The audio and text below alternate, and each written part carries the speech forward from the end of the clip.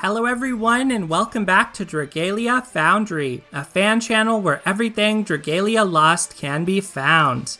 This video is going to contain a budget clear of the Omega 3 solo in the Forgotten Truths raid event, as well as some general tips and advice on the Omega difficulty. So right now I'm sharing my team on screen, and in the lead slot I have Mordecai. Definitely recommend him for any players on a budget, don't have access to a deep roster for this raid. He does extra damage since he is the special character for this raid, so he's strongly recommended for your teams. And outside of that, I have several characters who focus on defensive buffs and have healing double buff for my whole team via Templar Hope. So you can see I have Karina, I have Templar Hope, and Patya. And I'm calling this a budget clear because I'm only using 4-star dragons on these characters, and on my backline 3 characters, I have only the Chimeratech weapons. So for Mordecai, I have an Agito weapon, but it doesn't have any unbinds. So basically it means it would require your first clear of Tartarus's Wrath to be able to craft a weapon like that. And I wanted to make this video because I felt like this was pretty challenging even when I used my regular team for this and not a budget team. And one of the biggest challenges I find is you can run out of time, especially the harder and harder you go with the Omega difficulties. So if you're not too familiar with how Omega works, once you collect 3 Omega keys from the emblems, you can play Omega level 1 in solo. If you beat that, you can play a raid variant where it's 16 characters and 4 players.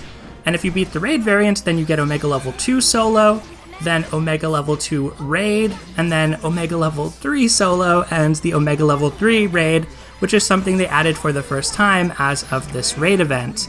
So the nice thing about the raids is since there's other players, you can use other resources like, say, Discord, find players, find a group who's a little bit stronger than you perhaps, and can kind of help pick up the slack or carry the weight on the team a little bit.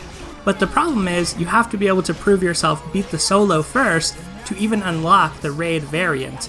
So that's why I'm focused on the solo for this. I'm showing Omega level 3, but certainly this exact same team could work for the earlier difficulties of Omega. And basically the reason I'm using a double buff team is you often run out of time with a lower powered team in this. So I ended up using a double buff team to provide healing because if I had a healer proper on my team, my DPS would probably be a little bit too low to actually clear in time. So that's one way to approach things.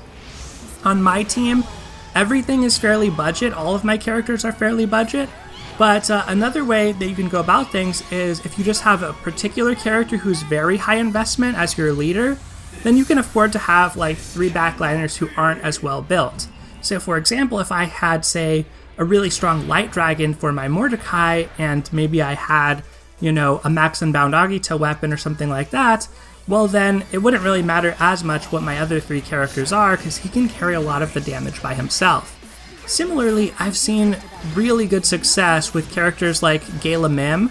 Dragon Transformation seems to be a very powerful strategy for this, so if you happen to have her, she is a good one to bring to battle. Or if you have any healers that have more offensive capabilities, like let's say Heinwald, or maybe you have Gala Zena, you could bring them as well to give yourself some of that sustain while maintaining DPS. So there are a lot of ways to approach this, there are a lot of things you can do for it, but as for me, I am using Karina, and I'm using Frostbite Punisher Wormprints. She is a very strong adventurer. Her and Patya both are mana spiraled on this team, which is a little bit more costly to do, but they're certainly characters who I would say are worth mana spiraling. They have a lot of really good applications, good shared skills. And Templar Hope I have here is just at 45 nodes, but he's another character who's very much worth investing in. So other than Mordecai, all the characters on this team are 4 stars, all the dragons are 4 stars. So let's say you don't necessarily have those characters mana spiraled.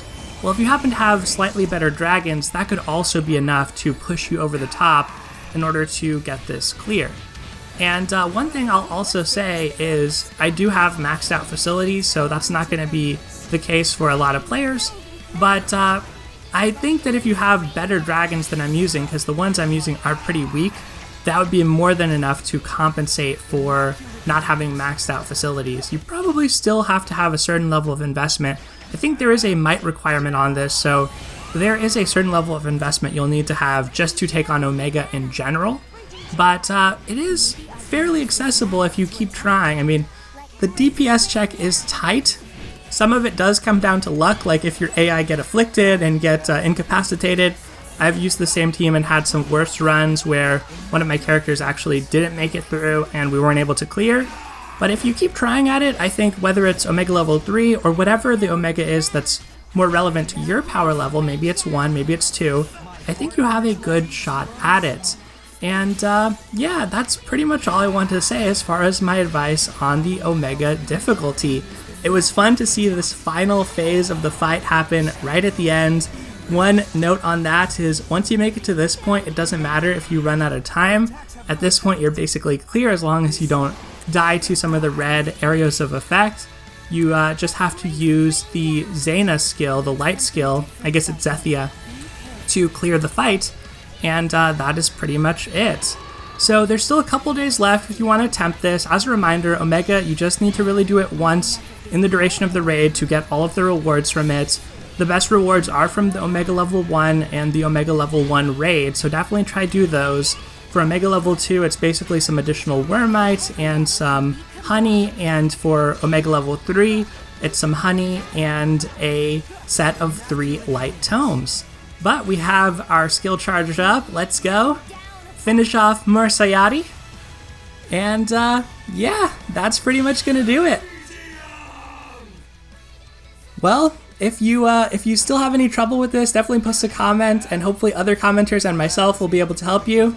Otherwise, hope you have success with it. Check out the fixed stats battle in the raid event if you're not able to beat the Omega battles. It's a good way to experience the same fight, and at only 3 stamina, it's a good way to farm up boosts and get other materials.